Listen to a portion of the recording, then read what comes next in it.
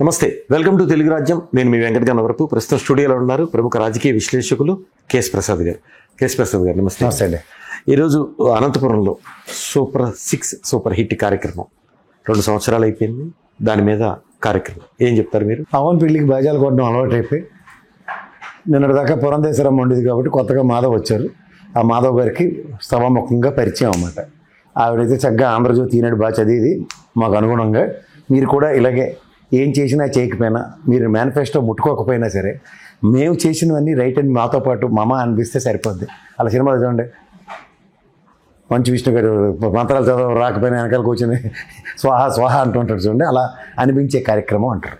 ఎలాగో పవన్ కళ్యాణ్ చిన్నపిల్లని చేసి మీరు ఏది చెప్పినా అలా తుత్తికెళ్ళగా అంతే సార్, అంతే గారు సార్, మీరు సూపర్ సార్ అనే నేపథ్యం వచ్చినప్పుడు నిజంగా గుండెల మీద చేసుకొని నిన్న రైతుల సమస్యల పట్ల ప్రజలు రోడ్డు మీదకి వచ్చిన ఉదంతం చూసి మిర్చి రైతుల యొక్క సమస్యలను ఈ రోజుకి కూడా గిట్టుబాటు ధర రాక అల్లాడిపోతున్న రైతాంగాన్ని ఏం చేసామో గుండెల మీద చేసుకుని చెప్పలేని నిస్సాయ స్థితిలో ఇది మా మంచి ప్రభుత్వం, మేము సఫలీకృతమైన సంక్షేమాలు అందించామంటే సంవత్సరం పాటు ఎగ్గొట్టి ఇవాళ అమ్మఒడి కార్యక్రమానికి ధీటుగా తల్లికి వందనం అని చెప్పి 13,500 కోట్ల రిక్వైర్మెంట్ ఉంటే 8,000 కోట్లు మాత్రం ఇచ్చి 5,000 కోట్లకి సమాధానం ఇవ్వకుండా ఇది మాది మంచి ప్రభుత్వాన్ని మీరు ముగ్గురు కలిపి సంతోషంగా 3.5 లక్షల మందిని తీసుకొచ్చి పెడతామని ఎప్పుడో మా చిన్నప్పుడు ఉండేవి. సినిమా వస్తుందని సైకిల్ మీద వాడు డప్పు కొట్టుకుంటాడు వచ్చి తెల్లారదు అని చెప్పేవారు.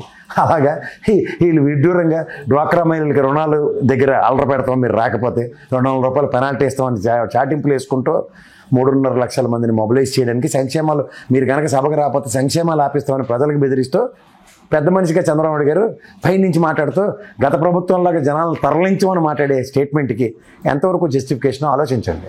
ఇవాళ మీరు ఏమి ఉద్ధరించి ఏం సాధించారని చెప్పి 3.5 లక్షల మందిని పోగేసి అక్కడ సభ పెట్టుకుని మీ భుజాలు మీరే కొట్టుకుంటే, మీ దప్పులు మీరే కొట్టుకుంటే ఏం ఉపయోగం సరే చెప్పమనండి. ఉదాహరణకి తల్లికి వందనం కొంతైనా రీచబిలిటీ లేదంటారా? ఎంత సూపర్ 6 సంక్షేమం అదే చెప్తున్నాను సార్. సూపర్ 6 అంటే నవరత్నాలకి ధీటుగా సంక్షేమం ఇంకా ఎక్స్ట్రా ఇస్తూ ఉన్నారు. నేను చెప్తుంది అదే, అమ్మ ఒడికి ధీటుగా తల్లికి వందనం 5,000 కోట్లు ఇంకా దానికి గ్యాప్ ఉంది. ఆ వాక్యం ఎక్కడ అడ్రస్ చేశారు? సంవత్సరం పాటు ఫ్రీ బస్ ఇవ్వలేదు, సంవత్సరం పాటు సిలిండర్లు 3 అని చెప్పి ఒక సిలిండర్కే కన్ఫైన్ అయ్యారు.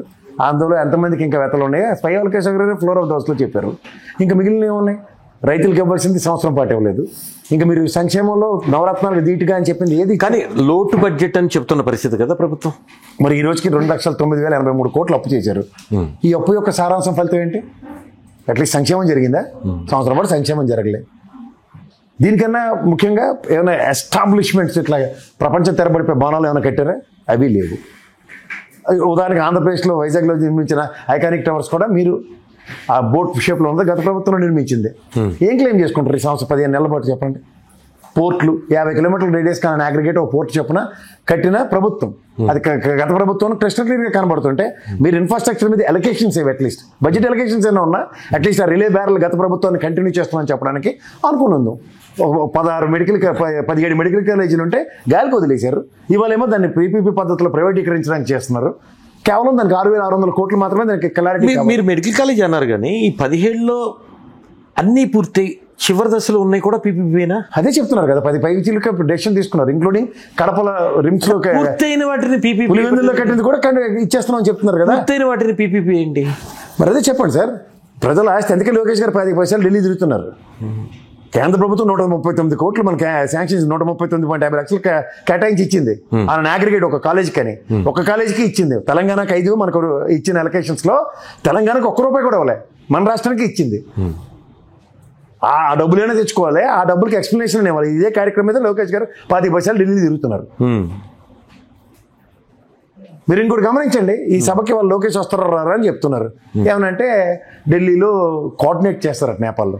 ఏమండి రాష్ట్రంలో గొడ్డుపోయిందా? లేకపోతే మన కందులు దుర్గేష్ గారు పర్యాటక శాఖ మంత్రి కదా, పర్యాటక శాఖ మంత్రి చేయవలసిన పని విద్యాశాఖ మంత్రి 33 రాష్ట్రాల కేంద్రపాలిత ప్రాంతాలతో కలిపి కూడా ఏ ఐటీ శాఖకి విద్యాశాఖ మంత్రి లేని ఆక్రమణ ఈయన ఒకటికి ఎందుకు వస్తుంది?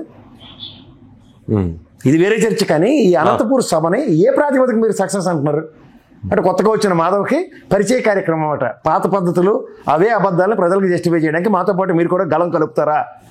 ఈ సభ సాక్షిగా గతంలో పురంధేశ్వరమ్మ చెప్పినట్టు మీరు కూడా చెప్పడానికి సిద్ధమయ్యారా? దీనికే సిద్ధం అన్నది సిద్ధం సభలకు ధీటుగా అదే అనంతపూర్లో గతంలో రాప్తాల్లో పెట్టారు సిద్ధం సభ. వీళ్ళు కూడా సిద్ధం సభ పెడుతున్నారా అనుకోవాలి. అంతకని అలొకేషన్స్ లేవు మీరు చెప్పినట్లు. కానీ రాబడి కూడా అంతంత మాత్రమే కదా. అవునండి, జిఎస్టీ వసూలు చూస్తున్నాం కదా, అంతకంత దిగజారిపోయింది. లాస్ట్ క్వార్టర్ ఇంప్రూవ్ అయింది కాస్త. ప్రధానమంత్రి గారు అంటే మన దేశంలో ఉన్న పరిస్థితుల దృష్ట్యా జిఎస్టీ కూడా తగ్గించి స్వదేశీ వినియోగం పెంచాలని, వస్తు వినియోగం పెంచాలని చూస్తున్నారు.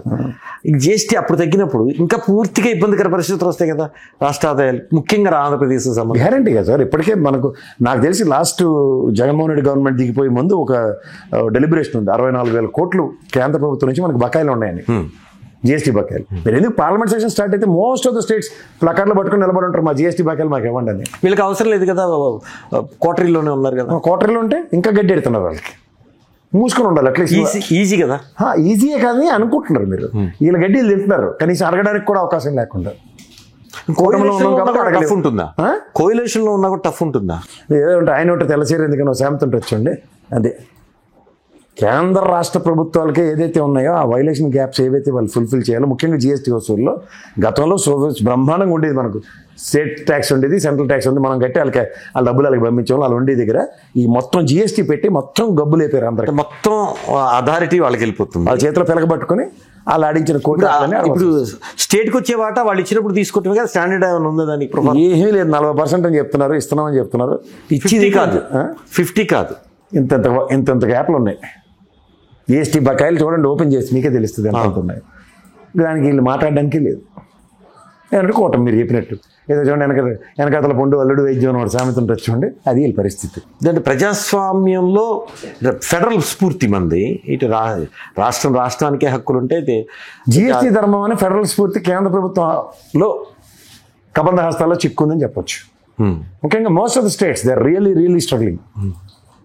మీకు దాని వాయిస్ ఎప్పుడు వస్తుందంటే అపోజిషన్ పార్టీలుగా ఉన్న స్టేట్స్ నుంచి ఆ వాయిసెస్ వస్తాయి. ఈరోజు మనం జిఎస్టీ గురించి మాట్లాడుతున్నాం. జిఎస్టీ విషయంలో కాంగ్రెస్ కూడా ప్రపోజల్ పెట్టింది. కాంగ్రెస్ ఉన్నప్పుడు ఆ రోజు బీజేపీ అపోజ్ చేసింది. తర్వాత వాళ్ళు బీజేపీ వచ్చిన తర్వాత మధ్య మార్గం చేసుకుని జిఎస్టీని రిలీజ్ చేశారు. ప్రణబ్ ముఖర్జీ ఐ థింక్ రాష్ట్రపతిగా ఉన్నారు. ఇప్పుడు ఒకటి సార్, వీటో పవర్స్ ఎప్పుడైతే ఎవరికి వస్తున్నాయని తెలియనప్పుడు ముందు అపోజిషన్లో ఉన్నప్పుడు అపోజ్ చేస్తారు. రూలింగ్కి వచ్చినప్పుడు వీటో పవర్ చేతికి వస్తున్నప్పుడు ఎవరు వదులుకుంటారు? అందులో బీజేపీ అసలు ఇప్పుడున్న సర్కమ్స్టాన్సెస్లో అసలు ఎట్టి పరిస్థితులు వదలరాలు. స్టేట్స్ అన్ని కంట్రోల్లో ఉంటాయి కదా సార్. స్టేట్స్ కంట్రోల్లో ఉన్నాయి, కావాల్సిన లోక్సభ ఉన్నాయి. మొదటి విడతలో రాజ్యసభ కొద్దిగా తక్కువ ఉందా మేనేజ్ చేయగలిగారు. ఇప్పుడు 2 ఉన్నాయి. దట్ ఢిల్లీ లాంటి దాంట్లో బెస్ట్ ఫ్లోర్ మేనేజ్మెంట్ స్కిల్స్ ఉన్న అమిత్ షా గారు ఉన్నంతకాలం బీజేపీకి ఏం కష్టాలు ఉండవు. Floor management the best man and poll politics ఇంతే. అయితే ఇప్పుడు ఈ సూపర్ 6కి సంబంధించి మీరు చెప్పేది మూడు సిలిండర్స్ రాలేదంటే సూపర్ 6లో 6 బాల్లో 6 6లు కథ వినే ఉంటారు మీరు. యువరాజ్ సింగ్ కొట్టింది, అవును, 2020 గతంలో రవిశాస్త్రి కౌంటీల్లో కొట్టింది అని మనం మాట్లాడుకునే వాళ్ళం. ఫస్ట్ బాల్ 6 కొడితే బాల్ బయటకు వెళ్ళిపోయింది అనుకోండి, గ్రౌండ్ అవుతుంది. మిగిలిన 5 ఎత్తుక్కునే పరిస్థితిలో ఉన్నారు 5 కొట్టడానికి. కానీ ఒకటో బాల్ 6 కొట్టాం కాబట్టి మిగిలిన కూడా 6 కొట్టేసామని చెప్పే నేపథ్యం వీళ్ళకే చెల్లింది. కాదు, మిగతా 5 6 కాదంటారు. ఇంకా ఎక్కడి 3 సిలిండర్లు గత సంవత్సరం వచ్చాయా? ఈ క్యాలెండర్లో 1 సిలిండర్ అని మీకు కనబడిందా? ఫ్రీ బస్ ఫస్ట్ ఇయర్ ఉందా? అంటే ఫస్ట్ బాల్ ఆగస్ట్ నుంచి పెట్టారు. మొన్న ఆగస్ట్ నుంచే కదా పెట్టింది. సో ఫస్ట్ ఇయర్ నేను అడుగుతుంది. ఈ ఇయర్ ఇచ్చిన తల్లికి వందనం కూడా ధీటుగా ఆ గ్యాప్ 5,000 కోట్లు ఉంది కదా. అన్ని అసలు కోట్ల గ్యాప్ ఉందంటే లక్షల మంది దాంట్లో ఇంక్లూడ్ అయ్యి ఉన్నారు. 13,500 కోట్లు దానికి రిక్వైర్మెంట్. చదువుకుంటున్న పిల్లలకి వీళ్ళు ఇద్దాం అనుకున్న పథకం 13,500 కోట్లు కావాలా? 8,000 కోట్ల బడ్జెట్ అలొకేషన్ ఉంది, మిగిలిన 5,000 కోట్లు. సార్ అసలు ఇప్పుడు అంటే పథకాల మీద విమర్శన కాదు, జస్ట్ విశ్లేషణ. అంటే ఇంట్లో ఎంతమంది పిల్లలు ఉంటే అంతమందికి ఇస్తున్నారు. నేను చెప్పాను, వాళ్ళు చెప్పారా? వాళ్ళు చెప్పారు. చిన్నపిల్లలు చేసి రామనాయుడుతో చెప్పించారు అన్నమాట. సో అది రాజకీయ విమర్శ. ఓకే, నేనేమంటానంటే ఒక ఇంట్లో 3 పిల్లలు ఉంటే ఎంత వెళ్తాయి? 45,000 వెళ్తాయి. 45 వెళ్తాయి. 3-15 రమారమి. అట్లా లక్షల కుటుంబాలు ఉన్నాయి. అసలు విద్యా వ్యవస్థ పటిష్టం చేసి, అంటే గవర్నమెంట్ వ్యవస్థనే పటిష్టం చేసి అక్కడ ఫ్రీ విద్య ఉంటుంది, క్వాలిటీ విద్య సిబిఎస్ఈ ఉంటే, ప్రైవేట్ ఇప్పుడు డబ్బులు తీసుకునే దేనికి? తల్లికి వందనకి ఎంత? మీకు మాట చెప్తున్నాను సార్, గత ప్రభుత్వంలో కూడా మీరు ఈ ప్రభుత్వమైనా ఏ ప్రభుత్వం అయినా నోటే చెప్తాను, ప్రభుత్వ రంగ సంస్థలు నిర్వర్తిస్తున్న ప్రాథమిక పాఠశాలలో ఫీజులు ఏమి ఉండవు. అవును, వాళ్ళకి ప్రోత్సాహం కిందకి ఇచ్చే 15,000. దానివల్ల ఏమవుతుంది? పిల్లలు స్కూల్కి పంపిస్తే ఫస్ట్ ఆఫ్ ఆల్ పౌష్టికాహారం అక్కడ ఉంటుంది, ఫుడ్ బాధ ఉండదు. అవును, పిల్లలు చదువుకుంటారు. మూడోది ఏంటంటే 15,000 ఇన్సెంటివ్ టైప్లో ఇస్తున్నారు అనుకోండి పేరెంట్స్కి, మోటివేషన్స్ ఎక్కువ అవుతాయి కదా పిల్లలు స్కూల్కి వెళ్ళడానికి. సేఫ్ ఫర్ ఇన్స్టెంట్ గత ప్రభుత్వం ఇచ్చిన ఒకదానికి ఈ 15,000 ఇంకో ప్రైవేట్ స్కూల్లో చదివించడానికో, ఇంకో పిల్లని లేదా ఇంజనీరింగ్ చదువుతున్న పిల్లడికో, లేకపోతే డిగ్రీ చదువుతున్న అక్కొచ్చు చెల్లికో, కుటుంబానికి ఎర్నింగ్ పోవటమే కదా. ఈ బాబు ఎలాగో చదువుతున్నాడు, ఫ్రీగానే చదువుతాడు. వీడు తెచ్చి 15,000 సంపత్తో ఇంకో పిల్లల్ని చదివించడానికో, లేదంటే ఈ కుటుంబానికి ఒక ప్రోత్సాహం ఉంటుంది కదా. ఈ ఆశ చూపించింది మీరే. 3 ఉంటే 3 ఇస్తాం, 2 ఉంటే 2 ఇస్తాం, 10 ఉంటే 10 ఇస్తాం అని. కానీ అది వైరల్ అయింది కదా, నిమ్మల రామానాయుడు గారు చెప్పింది. అదే చెప్తున్నాను సార్. అది ఆ విషయంలోకి వస్తే ఆయన ఇంట్లో ఉన్న ఆడపిల్లలకు కూడా 18,000 రూపాయలు వస్తాయి, ఒక నెలకు 1,500 చెప్పిన. అదేదే పథకం? అవన్నీ చెప్పినవే కదా, వాళ్ళు చెప్పినవే కదా. 143 ప్రామిస్లు ఐ లవ్ యూ లాగా. సూపర్ 6 అన్నారు, సూపర్ హిట్ అంటున్నారు. హిట్ అయినట్టేనా? నేను అదే చెప్తున్నాను సార్. మనకు పైన హెడ్డింగ్ పెట్టారు, ఇది మంచి ప్రభుత్వం చదవమని అంటున్నాను. అందరికీ ఇప్పుడు వాళ్ళు అలా హెడ్డింగ్ పెట్టారు, ఇది మంచి ప్రభుత్వం చదవమంటున్నారు. ఇది ఏంటి చదువు అంటే మంచి ప్రభుత్వం, నువ్వే కెత్తాపించావు కదా, నన్ను ఎందుకు అడుగుతున్నావు అన్న పరిస్థితిలో ఉంది.